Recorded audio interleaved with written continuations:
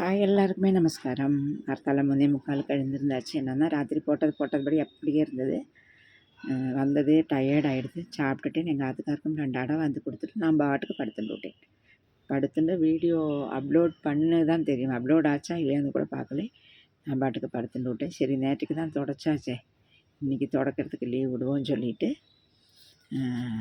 Leave விட்டாச்சு. துடைக்கலை, பெருக்கிட்டு தான் daily துடைக்கிறோமே, அதனால் வൃത്തിயாக தான் இருக்குது. குளிச்சுட்டு அப்படியே இன்றைக்கி 4 மூலை கோலம் போட்டேன். 4 மூலை கோலம் எனக்கு ரொம்ப பிடிக்கும். என்னென்னா இது 4 மூலை கோலத்தை விட அந்த 4 மூலை கோலத்தில் காவி வழிப்பான், அது தமிழ்நாட்டோட ஸ்டைல். ஆனால் ரொம்ப பிடிக்கும் எனக்கு. எந்த நாடானும் கலாச்சாரமானாலும் அதை அழகாக இருந்ததுன்னா அதை ஃபாலோ பண்ணுறதுல, நமக்கு பிடிச்சிருந்ததுன்னா அதை ஃபாலோ பண்ணுறதுல தப்பே இல்லை. அதனால தான் 4 மூலை கோலம் போட்டு காவி வழிச்சு விட்டேன். ரொம்ப அழகாக இருக்குன்னு சொல்லிட்டு. அப்புறம் துளசியை பார்த்து ஒரு முறைச்சேன். குளிச்சுட்டு விளக்கெடுக்கலாம் பார்த்தா துளசி தரையில் இருக்கிற விளக்கில் எண்ணெய் அப்படியே இருந்தது. அப்போ நான் கேட்டேன், ராத்திரி மெனக்கட்டு கார்த்தால் எழுந்திருந்து விளக்கு ஏற்றுறேனே, அந்த எண்ணெய் கழியிற வரைக்கும் எரியணும் தோணலையா, என்னோடய கஷ்டம் தெரியலையா அப்படின்னு. நான் பஞ்சுத்திரி தான் போடுவேன். நூல் திரி போட்டால் அந்த எண்ணெய் கழிஞ்சாலும் படுதிரி கத்தும். ஆனால் பஞ்சுத்திரி எண்ணெய் கழிஞ்சால் அணைஞ்சு விடும். அதனால் நான் எப்போவுமே பஞ்சுத்திரி போடுவேன். எண்ணெய் கழியிற வரைக்கும் இருக்கும். எனக்கு அத்தனை துளசி மேலே நான் எல்லாரு கூடயும் பேசுவேன். நான் சொல்லியிருக்கேன் பாருங்க, சாமி கூட பேசுவேன், எல்லாரு கூடயும் பேசுவேன். இந்த முருகன் படத்துலேருந்து பூக்கிழ விழுந்துகிட்டே இருக்கும். அப்போது இந்த முருகன் படம் என்னோடய அக்கா தந்தது. சைடில் ஒரு முருகன் படம் பெருசாக. அப்போ எனக்கு நியூ இயருக்கு எனக்கு முருகன் எப்போவுமே ஆறா தந்த, முருகன் காமதேனு இது 2ம் ஆறா கிஃப்ட்டு கொடுத்தா ரொம்ப நல்லாயிருக்கும்னு சொல்லுவாள். அப்போது என்னோடய ஆத்துக்காரோட அண்ணாவாக்கும் சபரிமலையிலேருந்து அந்த முருகன் வாங்கிட்டு வந்து, அது குட்டியாக இருந்தது. இது நியூ இயருக்கு எங்கள் அக்கா தந்தான். பெருசாக இருக்குது. ஆனால் எனக்கு என்னமோ அந்த முருகனை ஃபுல்லாக அலங்காரம் பண்ணால் பாருங்கள், அது முருகன் மாதிரியே தோணலை. சரி வச்சுப்போன்னு சொன்னேன். அதனால் திவசம் அது எனக்கு மனசில் பட்டு நான் சொல்லவும் செய்தேன் எங்கள் அக்காட்ட. சரி பரவாயில்ல வச்சுக்கிறேன்னா, அது முருகனுக்கு பிடிக்கலையோ என்னமோ திவசம் பூ வைக்க கீழே விழும். இன்றைக்கி நான் திட்டியே விட்டுவிட்டேன் முருகனை. சரி நான் தான் தெரியாமல் சொல்லிவிட்டேன், ஏதோ ஏழை மன்னிச்சுக்கோ, அதுக்குன்னு திவசம் பூவை வச்சுக்காமல் கீழே தள்ளி போடுவியா என்ன அப்படின்னு. எல்லாருக்கிட்டேயும் அப்படி தான் பேசுவேன். ஓரோ சாமிக்கிட்டேயும் எல்லாம் பேசுவேன் வൃத்தியாக.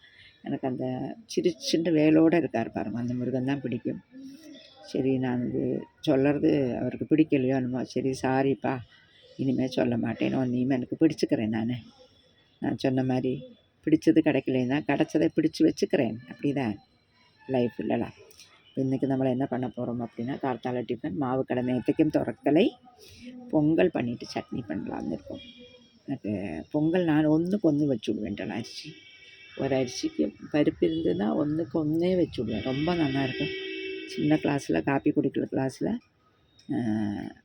அது வச்சுட்டு ஒரு பருப்பும் அதையும் ஒன்றா வச்சு விட்டேன்.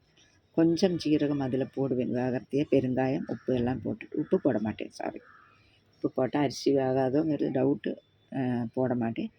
அதுக்கப்புறம் பொங்கலை நல்லா சூப்பராக வந்திருக்கு. இன்றைக்கி பொங்கல் பாருங்க, காட்டித்தரேன். அத்தனை சூப்பராக வந்திருக்கு.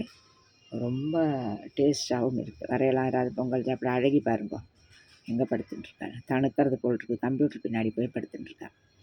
பொங்கலும் சட்னியும் அரைச்சி பொங்கல் ஆயாச்சு. என் பிள்ளைக்கு பொங்கலுக்கு நிறைய நெய் விடணும்.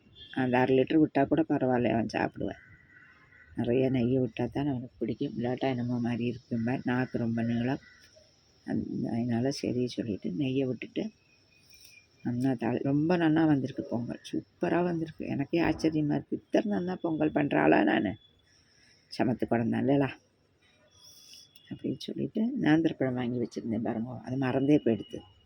சரி அதை ஆவியில் வைக்கலாம், ஆவியில் வச்சா தான் நல்லா பிடிக்கும் எல்லாருக்கும். பொங்கலை நல்லா விட்டு சூப்பராகியாச்சு. 100 கிராம் பொங்கல் எண்ணெய் விட்டாச்சு. ரொம்ப நல்லா இருக்குது. சாப்பிட்டா நல்லா தூக்கம் வரும். சுட சுட சாப்பிட்டுட்டு அடுத்துன்னு தூங்கினோன்னு வச்சுக்கோங்க, சொர்க்கம் தெரியும். அது மேலே ஒரு சொட்டு நெய்யை விட்டு தேய்ச்சி வச்சேன்னு வச்சுக்கோ, அந்த பாக்ஸு திறக்கிறத அப்படி ஒரு மனம் வரும். அப்படியே நான் ரெடியும் ஆயாச்சு, நேந்திரப்பழம் வந்தாச்சு. பாய் பாய், கிளம்புறேன். எல்லாருக்கும் ஹேவ் எ நைஸ் டே.